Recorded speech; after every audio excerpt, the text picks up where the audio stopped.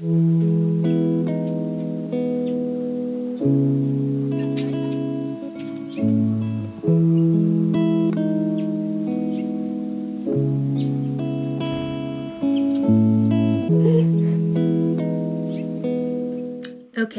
so this is an awkward video, but I decided to document everything since this is the craziest thing that's ever happened to us. And someone out there is probably going through the same thing as us.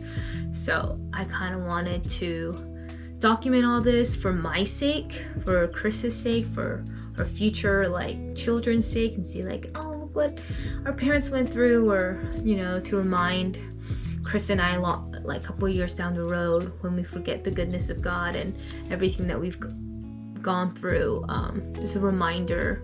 And also like words of, maybe a video of encouragement, words of encouragement per se, for those who are going through this right now. Chris and I are going through infertility, and our journey with infertility began as soon as Corona hit, March 2020, when we were in quarantine and we were home, not working. We were enjoying our time. We were cooking, we were making dalgona coffee, you know, like the whipping sugar coffee that was in the trend. Like, we're baking, we're doing all the things. And then like all these like Corona babies like start popping up, right? Pandemic baby, Corona babies. And we're like, oh hey, that sounds kind of fun. Like, should we? Before this, we were gonna wait, but we were like, YOLO, why not? So probably like March or May 2020, we were like, let's just do it. Let's stop using protection. So we did, and a couple months in, we weren't getting pregnant, but I want to say I wasn't worried, but I was worried because I honestly thought, maybe this is very ignorant of me, but I honestly thought that getting pregnant was going to be easy, because what we see on the media, what we see in the movies, like everyone just has sex and they just get pregnant and it's like so easy. And I was like, it's gonna happen to us, duh. And this entire time, the first like 2 years of our marriage, we were like kind of worried about getting pregnant, and we were being cautious to not get pregnant. And then now we're actually trying to get pregnant and it wasn't happening, and I felt all these emotions, and I didn't know how to really cope with it, because it was the first time that I was experiencing these emotions. So the best way that I could describe this to someone is, let's say that you're assigned a project, right? And you know how to do it, you know what to do to complete it, but you don't get the end result. So no matter how much effort you put in, you don't get the satisfaction back, or you don't get the result that you want. So that was kind of a shock to me, also because I'm a perfectionist, and you know, when I do something, like it has to work within my timeline, it has to work within my means, and you know, that was really hard to let go of. A lot of prayer, my small group really helped me through it too. I was very vulnerable, and I was very blessed because my small group leader was also going through the same thing as I was, so she was a bit more understanding, because not everyone, thankfully, goes through this. So but yeah, so we started to seek clinics, and this is all when we were in Canada. And again, every fertility journey is different, and this was ours. And unfortunately, we had many hiccups along the road, and I take them as God's sign that he was honestly just training us and preparing us for this moment. And we went through it. We went to a total of 3 different doctors in Canada who really just dismissed us completely. One doctor straight up just told me, "You're young, keep trying." I'm like, why are you worried? Okay. So one completely missed my appointment. I mean, my horror stories are pretty interesting. Maybe I can make another video about that, but it's not like we were just sitting ducks. We did take effort. We changed up our diet. We changed what we were using. We did everything that we could within our means that we know of to help our fertility. And, you know, and we tried to seek medical help, but then we were turned away. Yeah, a lot happened. But it was fine. I mean, we got to enjoy the year. You know, we snowboarded and we traveled. I ate and I saw things. I mean, you know, I got to do things that I couldn't have if I was pregnant. So I'm very thankful for that. But now that we are in Korea, we're kind of like tightening up our belts because the medical system here is so efficient. So we've already been to technically two doctors. One doctor who is OBGYN who was not very attentive to my concerns, and unfortunately after all the mishaps that I've had, I've become very I know that there's good doctors, I just haven't had the blessing of meeting them yet. So unfortunately I am doctor shopping, so that's my stage right now.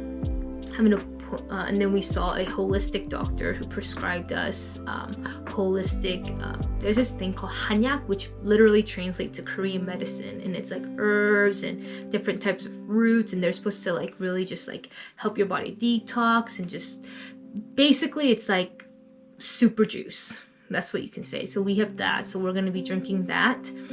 And tomorrow I have an appointment at a big women's clinic about 30 minutes out from my neighborhood. I'll be going there to do the initial testing of hormones and like thyroids and blood work.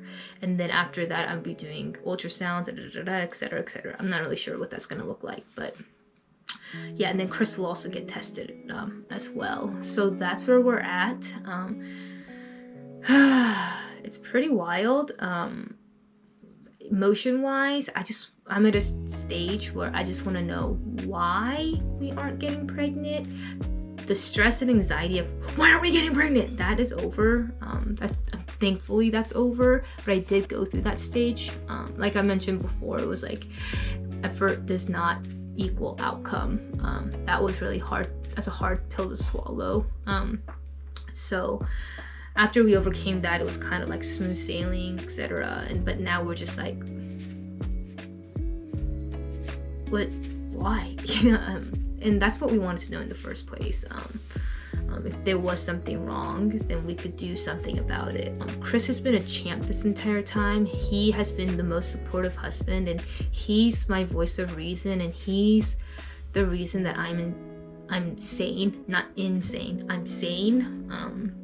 So he's been a trooper through this, and he's not worried at all. He's like, don't worry, like, nothing's like, stress isn't gonna help, and things like that. And also, if you have friends who are going through infertility, the worst thing, in my opinion, that you can say to them is don't stress. Because we know we're not supposed to be stressed. We know that. And then when you tell us you're not stressed, that's also very stressful, because we're trying not to be stressed, and then people tell us to not be stressed. It's like when you're angry and someone's like, calm down, and you're like, I don't want to calm down. It's the same idea. So don't tell them to not be stressed. I don't really know what to say to someone who's going through this besides, how are you doing? I'm doing great. Yay. Just listen to them.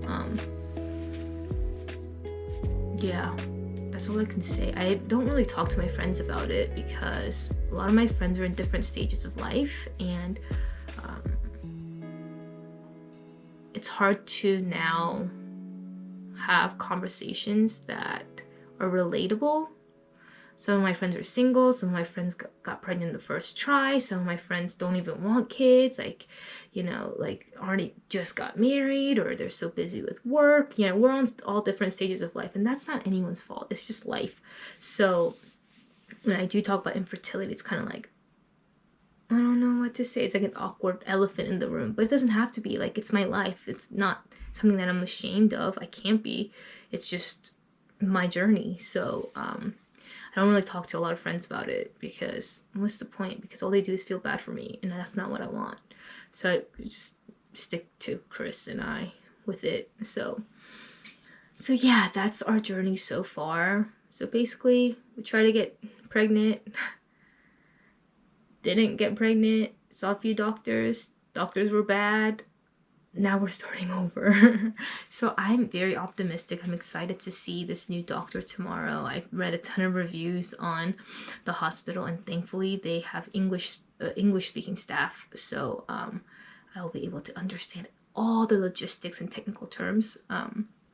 So I'll be taking you guys on this journey one by one. So if you guys are interested, follow along. If you're going through this, please let me know. I'd love to pray for you. I'd love to talk to you if you want, because I know it can be very lonely. So yeah, that's a crazy wild ride, y'all, but YOLO!